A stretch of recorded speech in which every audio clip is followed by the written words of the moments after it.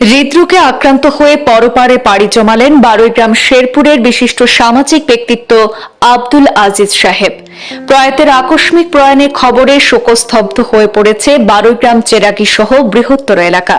বিগত 3 দিন আগে হৃদরোগে আক্রান্ত হলে পরিবার থেকে উন্নত চিকিৎসার জন্য গুয়াহাটিতে নিয়ে যাওয়া হয়, কিন্তু সব প্রচেষ্টাকে বিফল করে চিকিৎসাধীন অবস্থায় আজ রবিবার সন্ধ্যা 7:30টায় শেষ নিঃশ্বাস ত্যাগ করেছেন সমাজসেবায় নিবেদিত প্রাণ এবং দিনী খেদমতের দরাজহস্ত বারুইগ্রামের নবীপুর তথা বর্তমান শেরপুরের বাসিন্দা তথা পূর্বাঞ্চল প্রতিদিনের মুখ্য সঞ্চালক রেজাউল করিমের পিতা আব্দুল আজিজ সাহেব। মৃত্যুকালে প্রয়াতের বয়স হয়েছিল 85 বছর।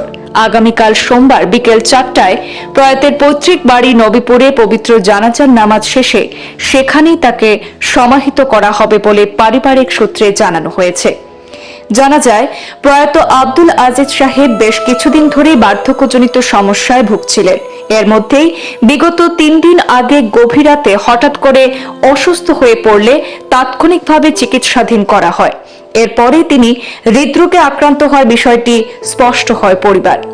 বরাক উপত্যকায় চিকিৎসার পর মোটামুটি সাড়া মিললেও আরো উন্নত চিকিৎসার জন্য গুয়াহাটিতে নিয়ে যাওয়া হয়, কিন্তু কোনো চেষ্টাই কাজে আসেনি। সেখানকার একটি বেসরকারি হাসপাতালে আজ রবিবার সন্ধ্যায় জীবন যুদ্ধ শেষ হয়ে যায় নাগাল্যান্ডের এক সময়ের বস্ত্র ব্যবসায়ী তথা প্রতিষ্ঠিত ঠিকাদার এবং পূর্বাঞ্চল প্রতিদিনের কর্ণধার রেজাউল করিমের পিতা আব্দুল আজিজ সাহেবের। মৃত্যুকালে তিনি রেখে গেছেন স্ত্রী ছাড়াও 4 ছেলে, পুত্রবধূ, 3 কন্যা, নাতি নাতনি সহ অসংখ্য আত্মীয় স্বজন এবং গুণমুগ্ধদের।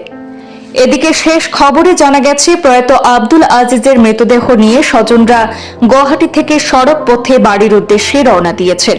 আগামীকাল অর্থাৎ সোমবার ভোরে বারুইগ্রামের শেরপুরের বাড়িতে পৌঁছার কথা রয়েছে।